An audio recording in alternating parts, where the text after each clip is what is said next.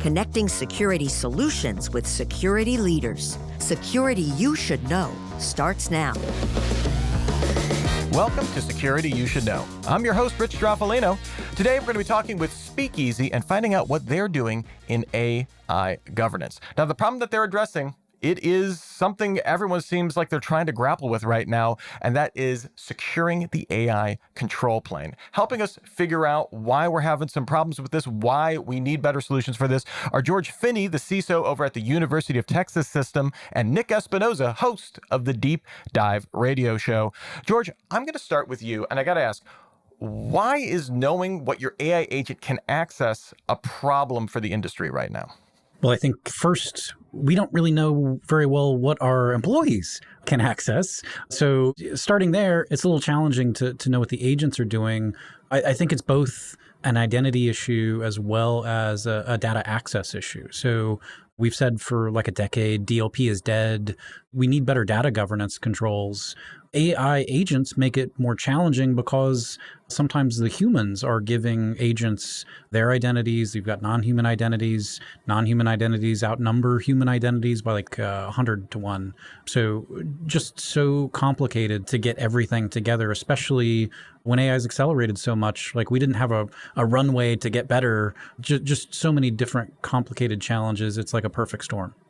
And Nick, what about for you? Why are we still having this challenge here? Is it just like George said, we never solved it the first time, so why would it be solved now? Yeah, well, we're once again falling into the cycle of move fast and break things, and we all know how well that turned out. Thank you very much, social media. But if you think about it, to exactly George's point here, I mean, AI can reach sensitive data, systems, communications.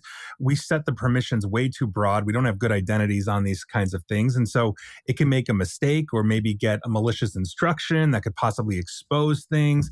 And so that's a huge thing, not to mention just the capability of AI itself in its ability to essentially combine data. So it can take maybe harmless data from different sources, but then make something that could potentially be very serious in terms of, like, let's say, confidentiality, something along those lines. And to George's point also, we just don't have clear visibility into what these agents can do, which is why I was really excited for this show. So that's kind of the core of it. All right, well, today we're going to be talking with Sagar Bachu, the CEO over at Speakeasy. Now, Sagar, to start out, we need to answer 3 essential questions. Help us set the table here. They're biggies, but I know you can do it here. So first up, how do I explain the value of your solution to my CEO? What does your solution do, and what does it not do? And what is the pricing model? Can you help us out here? Absolutely, Rich. The Speakeasy AI control plane lets you adopt AI everywhere and still prove it's governed. So your teams, wherever they are, they get to move fast without trading speed for safety. Essentially, through the control plane, security and IT are able to centrally manage and distribute key AI capabilities for your teams. Some of these are MCP, if you've heard of that, skills, agents. All of these are tracked and permissioned by user or by team and audited as they are used. We put every agent, tool, and MCP behind the security layer. We ensure that every agentic action happening inside your organization is authenticated and compliant with policy. And we inspect every session for prompt injection, data exfiltration, and make sure that it's auditable.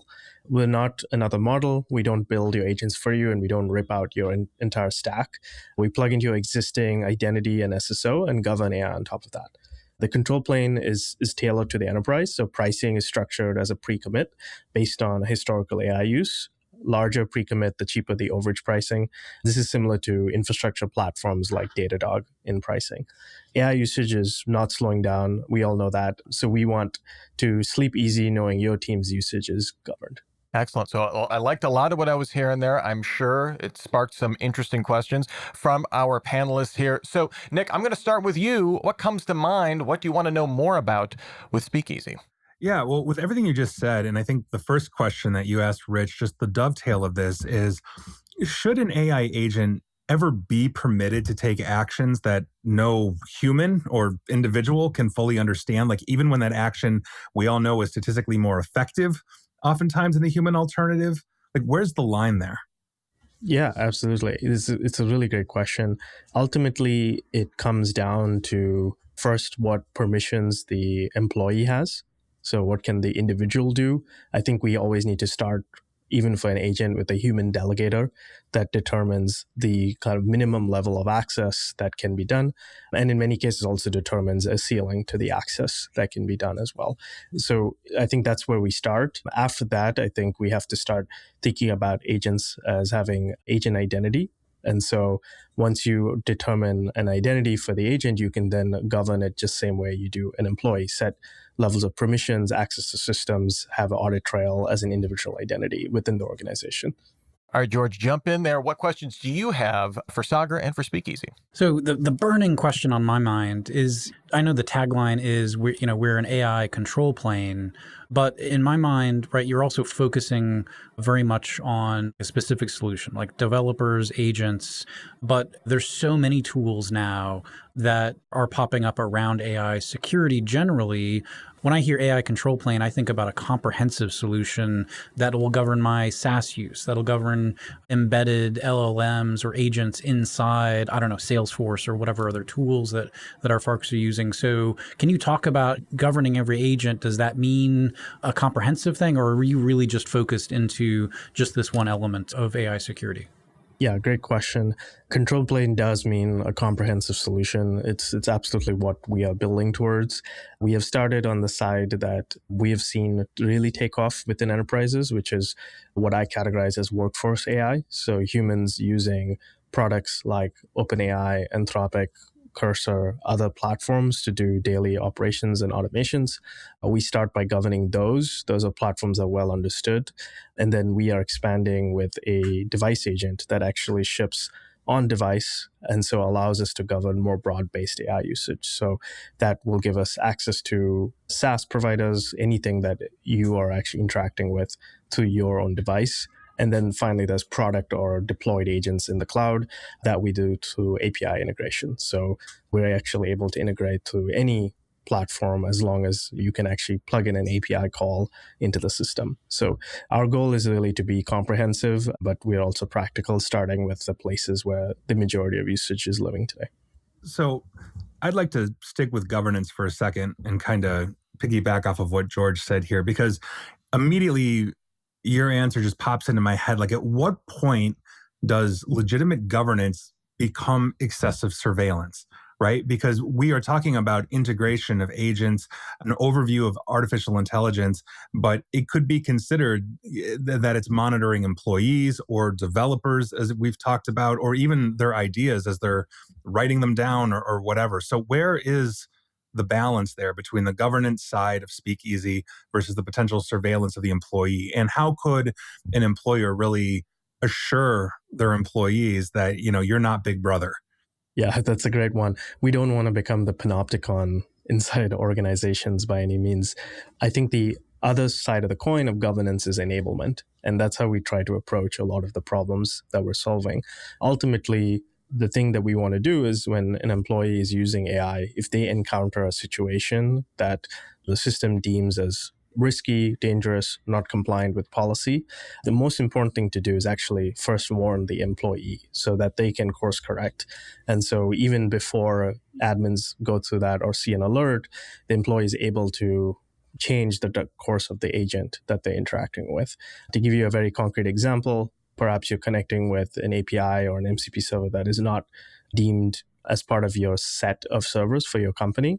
And the moment that gets used, the system should warn you that this is an off-platform integration that you're about to interact with. So I think the philosophy we take is loop in the user first, right? Have them be aware, ensure that admins are clearly notified, and then also give organizations the ability to kind of opt into these capabilities. So not necessarily have to log every single session, but give you that runtime control, the kind of just-in-time ability to govern, warn, and take action.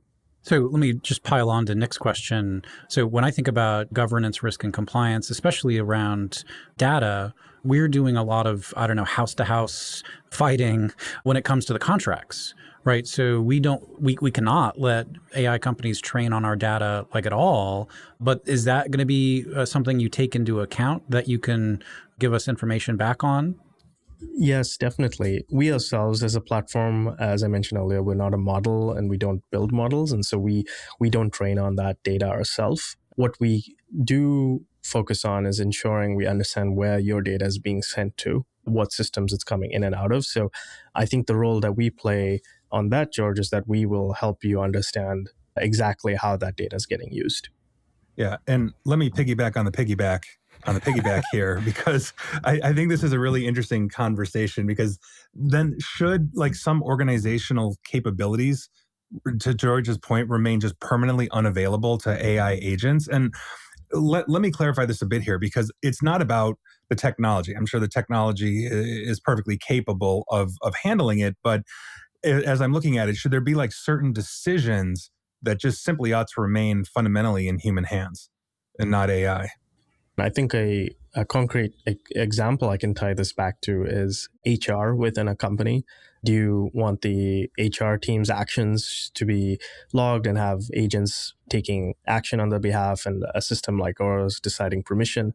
Perhaps not, right? Perhaps it is actually one of those things you mentioned, which should just live with human resources within the organization, as HR stands for. And so there are totally, I think, real ways of managing this governance where you exclude certain members or certain workflows. I think there's still, a lot of trust that we place in our employees and members of our organization that we still need to lean on.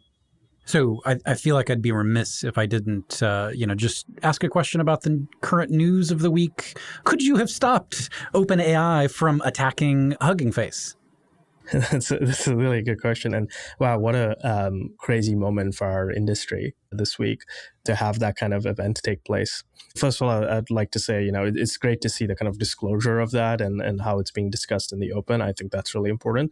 Could our system have stopped it? I think if OpenAI was using our platform to govern their own AI usage, I think what would have been flagged immediately was that there was an agent that was trying to access systems external to OpenAI. Right. So there would have at least been, I believe, a warning in real time to both users and admins, the operators of the agent, that this was happening. And depending on the policy set in our platform, that could have been escalated or not escalated. The news this week just reminds me of the old Johnny Cash song, "I'm gonna break my rusty cage and run." And that's kind of what it was trying to do here, right? So I think in that vein, let's talk about the responsibility here. Right? Because if an AI agent is going to take an action through a company's API, whether it's OpenAI or something I'm just don't know is going to let loose, then who really is responsible here? I mean, is it the employee who authorizes the use of the AI? Is it the company that deploys it? Is it the model developer like OpenAI or whomever, the API provider, the agent's governance platform, aka Speakeasy? Like, where does that responsibility truly lie at the end of the day? I think you asked the hardest possible question given this incident. You're welcome. I think the responsibility lies ultimately with the individual or organization that has dispatched the agent to take action and do work. Ultimately, we can model an agent as another employee, an intern, even a system that is not AI based. Ultimately, these roll up to leaders and owners within an organization, right? Just as everything does today. And so I think that's where the responsibility lies, both for disclosure and taking proactive action. I think what is interesting is the way the industry is heading. We are investing, not just Speakeasy, but a lot of companies into the idea of agent identity. And so as that transition happens, we will see more and more actions, audit logs, all the systems that we rely on start to list agents as kind of autonomous identities. And I think that's where your question, Nick, gets really interesting, because you'll see an incident or an audit log or an event be attributed to an autonomous entity, not to an individual. Today, most agents are still clearly attributed to myself starting a Claude session or a Codex session or something like that, but not to an autonomous agent that potentially was spawned by another agent, right? And so that's where it definitely gets very tricky. Sagar, let me ask just a real kind of more nuts and bolts question here. What level of sophistication are you expecting of an organization, right, to be able to, and I guess like what kind of resources are they going to need on their side? Is this just we plug in the API and we're ready to go? Because you're talking about starting out with OpenAI, Anthropic use cases, that spans like a giant number of companies in terms of sophistication, from SMBs all the way up to the Fortune 1, right? So like what's the level of sophistication we need to be talking about here? I'm glad you said giant. That makes me excited for our market and how big we can grow. But getting back to the nuts and bolts, it's a really good question. We try to keep it as simple as possible for ITS security. It really comes down to clicking a few buttons, a couple of configurations at the admin level in these accounts, right? So even if the organization doesn't want to adopt all the capabilities that we have, they want to start slow, they simply need to use the team or enterprise settings in these products, and we plug in our APIs at that level. And then we've got time for one last question from the panel. If you don't mind, George, I have one that I've been burning to ask because I was thinking about this because I think it dovetails really well with what Rich just said, and you're kind of going down the road here. But let's assume Speakeasy just succeeds, right? I mean, Fortune 100 all the way down. The local dog catcher has it. The governments have it, et cetera, et cetera. That means essentially that AI agents at that point basically have become just ordinary participants in corporate life. That's essentially what that is. They're just participating with absolutely everything. And so my question to you is, what real essential human quality should any kind of company that's adopting Speakeasy use to ensure that they're not optimizing the humans away?